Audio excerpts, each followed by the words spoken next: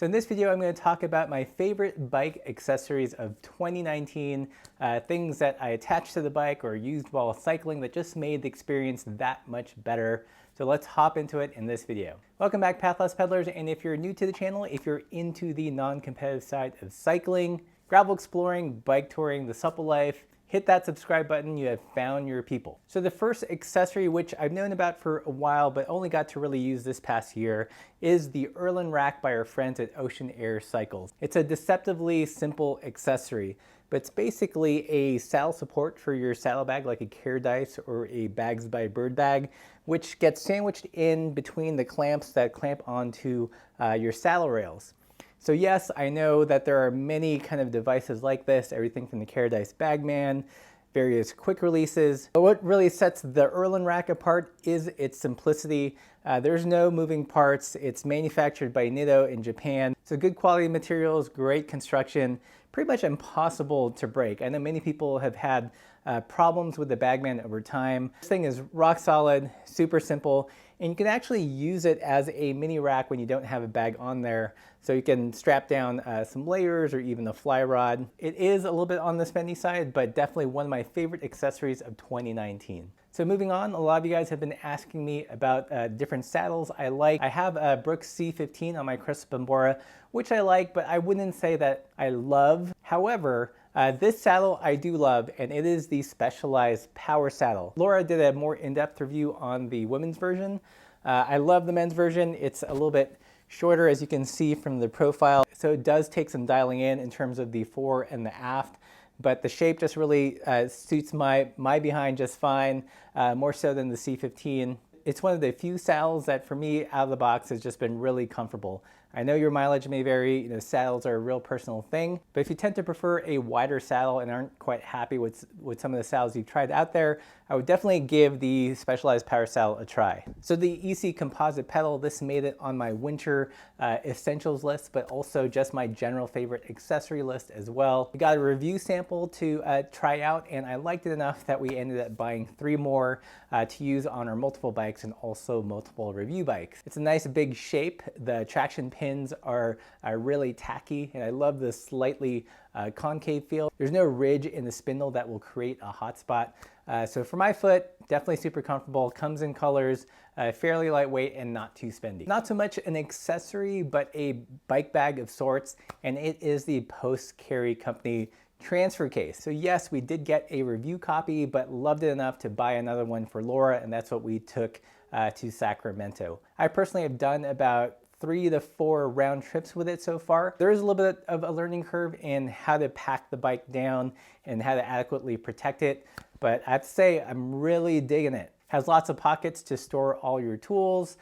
Comes with padding for the frame so things don't get dented up. I like that it's a semi-rigid case, so it does offer some protection of a rigid case, but it's soft enough that you can still fold it up and tuck it away if you live in an apartment. And with it being so convenient to fly with a full-size bike now on airlines like Alaska Airlines and American, it makes a great accessory for the cyclists on the go. And bonus, if you are a Patreon supporter, you do get a 15% off discount on the price of the case, which is awesome. One accessory which I've had for a couple of years but is quickly becoming one of my personal favorites is the Feedback Sports Sprint Stand. You'll see it featured. It is holding up my Crest Bambora in our tiny room in the Cave of Bad Ideas videos. And what I love about it is that if you're in a cramped space, if you have just a single light source, it's really easy to adjust the height and also rotate the bike. As opposed to a stand that clamps onto the seat post where you have to move around the bike, you can move the bike around instead. Yes, you do have to take the front wheel off. I don't think it's that big of a problem. And as you guys can see in the Cave of Bad Ideas, it makes the perfect bike stand if you're in cramped quarters. So not quite a bike accessory, but definitely something that you would bring with you on tour is this RavPower battery bank. I did a full review of it on another video, but I'm going to list it again in this list because it has been super convenient. It's great not only while on bike tour, but also on road trips. The one I'm linking to is basically the highest capacity one that you're legally allowed to fly with. You can charge multiple devices on it, even larger devices like an iPad or a laptop. This particular one can do a quick charge via USB-C.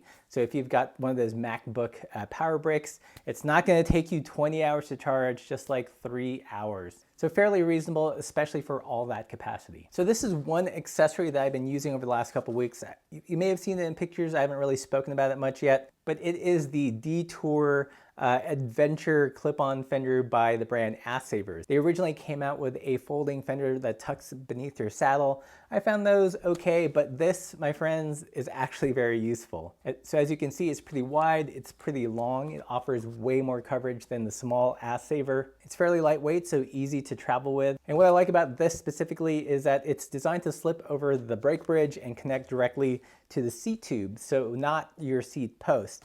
And what that means is if you have a bike packing bag, like a sausage bag or even a saddle bag, you still have that real estate to mount that bag on, and this can live under it. And if you want a little bit more coverage than what the bag can provide, then this is a great addition. Of course, not as effective as a full coverage fender, but in terms of a clip-on fender that you can use with bags, this is probably the best one on the market. If you like to take pictures or video on your ride, then this accessory is for you. Not the camera, but the camera strap. So this is made by our friends at Outer Shell Adventure, and they've really upped their game with this version. It uses a 3-point connection to the camera, both on either end, as well as another attachment point here at the base of the camera, making it super secure, really doesn't slide around on your back. And they've also updated the quick release on the camera. So it used to be kind of your basic clip-in buckle, which can be a little bit difficult to take on and off as you're riding.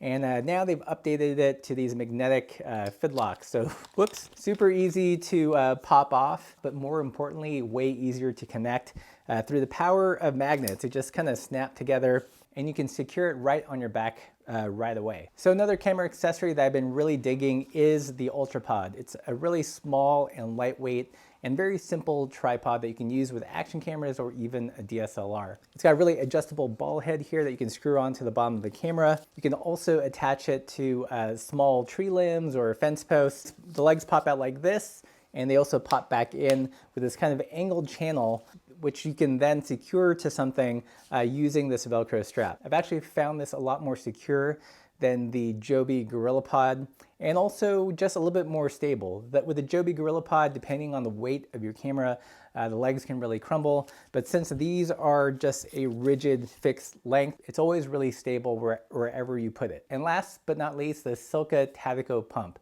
This was one of my favorite things from 2018 and was definitely one of my favorite things in 2019. Basically, if you love the design of a pump like the Lezyne, but hate how you have to screw it on and screw it off, and sometimes it pulls out the valve core, then the Tattico pump is for you, because it does have a collapsing hose, but the chuck on it locks on without any screwing around with the valve stem. So really secure, beautifully made, Silca quality, and actually one of my favorite mini pumps of all time. So I hope you guys found this list helpful. If you want our list of favorite bikes of 2019, be sure to check the playlist up here. If you guys have any questions about these items, leave those in the comments below. Don't forget to subscribe, and as always, keep the supple side down.